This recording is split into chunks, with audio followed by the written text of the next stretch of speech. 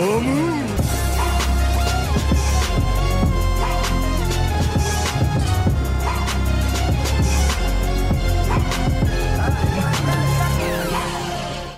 teman-teman kos-kosan, gimana kabar kalian? Baik-baik saja kan? Seperti yang kita tahu, ada 4 penyihir yang secara resmi mendapat predikat kelas spesial. Mereka adalah Gojo Satoru, Geto Suguru, Yuki Tsukumo, dan Yuta Okkotsu. Dan ada 1 penyihir yang secara resmi akan dideklarasikan sebagai kelas spesial andai dia mau bekerja sama. Dan orang tersebut adalah Masa Michiyaga. Yap, selain kelima orang tersebut, banyak yang berpendapat kalau Mekamaru alias Kokichimuta layak mendapat gelar kelas spesial. Buat yang tidak tahu, tingkatan penyihir Kokichimuta adalah semi kelas 1.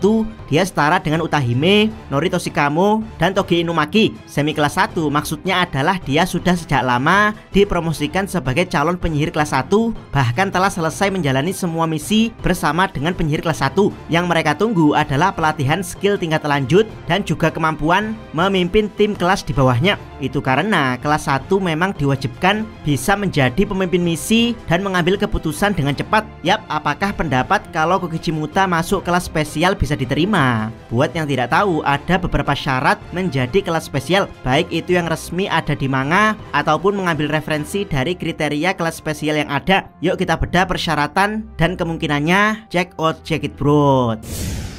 Syarat pertama, energi kutukan super besar. Ini adalah syarat pertama yang wajib ada untuk kategori kelas spesial, yaitu jumlah energi kutukan yang luar biasa besar. Saat ini penyihir dengan jumlah energi terbesar adalah Yuta Okkotsu, kemudian disusul dengan Gojo Satoru, dan mungkin berikutnya adalah Geto Suguru, barulah Yuki Tsukumo. Yap, apakah Kokichimuta memenuhi syarat kelas spesial dari segi jumlah energi kutukan? Jawabannya adalah iya. Buat yang tidak tahu, ada analogi menarik untuk menggambarkan jumlah energi kutukan. Gojo adalah segelas air yang mengalir dengan lubang sebesar atom. Jadi mustahil bagi Gojo untuk kehabisan energi kutukan karena butuh puluhan tahun untuk meneteskan air dari gelas yang lubangnya sebesar atom. Sedangkan Yuta adalah danau yang penuh dengan air, bisa pasang surut tapi sulit untuk habis. Lalu apa analogi yang cocok untuk Muta? Jawabannya adalah sungai yang mengalir, di mana airnya bisa mengalir ribuan kilometer tapi tetap bisa mengering saat musim panas, di mana air sungai tersebut bisa dibendung menjadi stok air melimpah selama puluhan tahun. Yap, analogi ini memang tidak resmi, tapi mungkin seperti itulah gambaran energi kutukan ketiganya.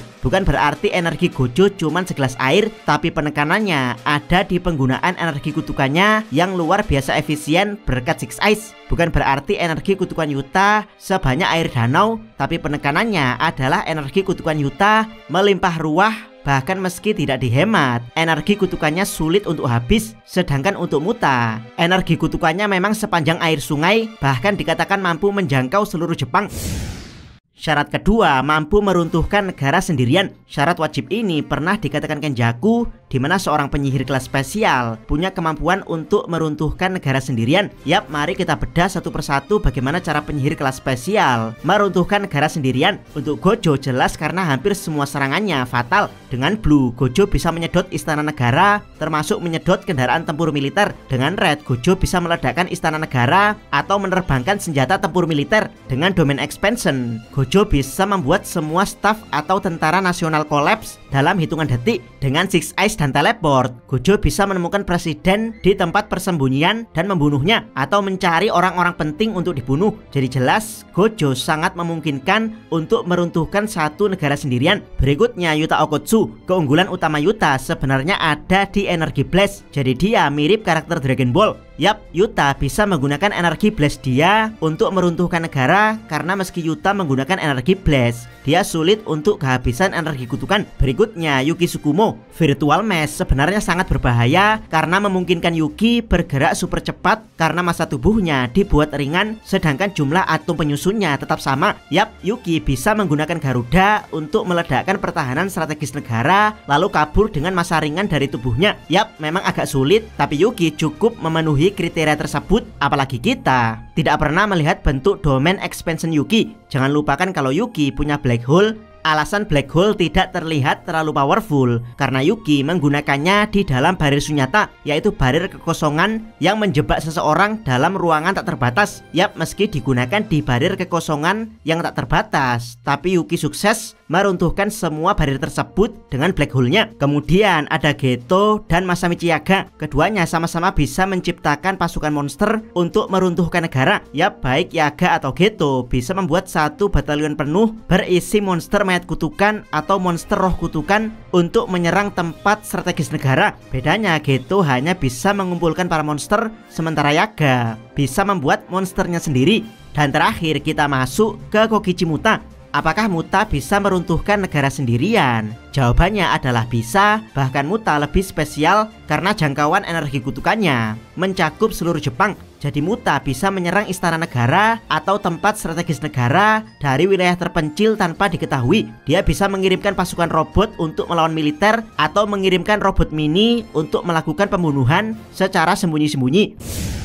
Syarat ketiga, bisa mengatasi misi sulit sendirian. Ini adalah syarat yang Abdikos ambil, yaitu saat Nanami dan Haibara gagal menyelesaikan misi, bahkan sampai membuat Haibara terbunuh. Gojo Satoru dengan entengnya mengambil alih misi dan menyelesaikan misi tersebut sendirian. Kita juga sering melihat Geto Suguru sendirian menyelesaikan suatu misi, termasuk Yuki Tsukumo yang bekerja sendiri. Yang belum kita lihat hanyalah Yuta, tapi saat Goodwill Event dikatakan kalau Yuta datang sendirian ke Kyoto dan memenangkan event tersebut. Yap, meski cuman sendirian dalam kurung dibantu Rika, Yuta bisa menang melawan semua murid SMK Jujutsu Kyoto. Bagaimana dengan Kokichi Muta? Abdikos tidak tahu, tapi kalau dia serius mengeluarkan semua kemampuannya, Abdikos yakin dia juga bisa mengatasi misi sulit sendirian. Itu karena Muta sangat jenius. Yap, kalau Muta tidak jenius, dia tidak mungkin bisa membuat robot Mekamaru dalam berbagai tipe dan bekerja dalam keadaan tubuh yang kesulitan untuk bergerak. Abdikos yakin awalnya Muta hanya membuat robot Mekamaru mini dengan susah payah, untuk kemudian robot mini tersebut membuat robot Mekamaru seukuran humanoid, dan terakhir robot Mekamaru humanoid tersebut membuat robot Mekamaru mode absolut. Dan ya, Muta sudah bisa membuat robot secanggih itu saat masih kelas 2 SMK. Tidak bisa dibayangkan 10 tahun lagi apa yang akan dibuat Muta. Mungkin saja kapal induk raksasa yang isinya penuh robot Mekamaru. Yap, dengan mengendalikan kapal induk tersebut, Abdikos yakin Kokichi Muta bisa menyelesaikan misi sulit sendirian.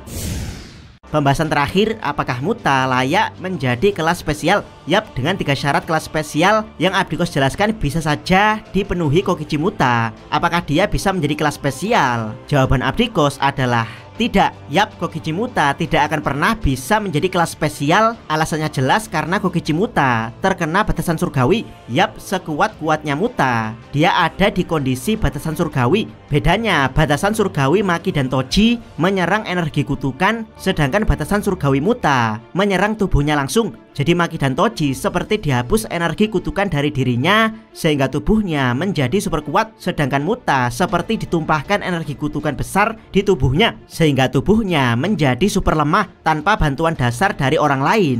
Muta sudah mati sejak lama karena tubuhnya terlalu lemah. Bahkan Muta lebih memilih kehilangan akses ke energi kutukan super besar dan super luas demi mendapat tubuh normal, karena batasan surgawi versi Muta benar-benar menyakitkan. Jadi intinya, Muta bisa menjadi kelas spesial kalau batasan surgawinya tanpa syarat alias tanpa efek tubuh yang cacat permanen, dimana selain bisa memenuhi 3 syarat kelas spesial, Muta bisa dengan mudah kabur jika memang situasi tubuhnya membahayakan. Tapi dengan keadaan tubuh batasan surgawi atau keadaan tubuh normal tapi kehilangan akses kekuatan batasan surgawi, Muta sama sekali tidak layak menjadi kelas spesial. Paling mentok dia menjadi kelas 1 yang memimpin misi 1 batalion pasukan. Bagaimana menurut pendapat teman-teman? Silahkan tuliskan komentar kalian di bawah. Jangan lupa subscribe channel Takos dan jangan lupa share video ini. Salam Mi.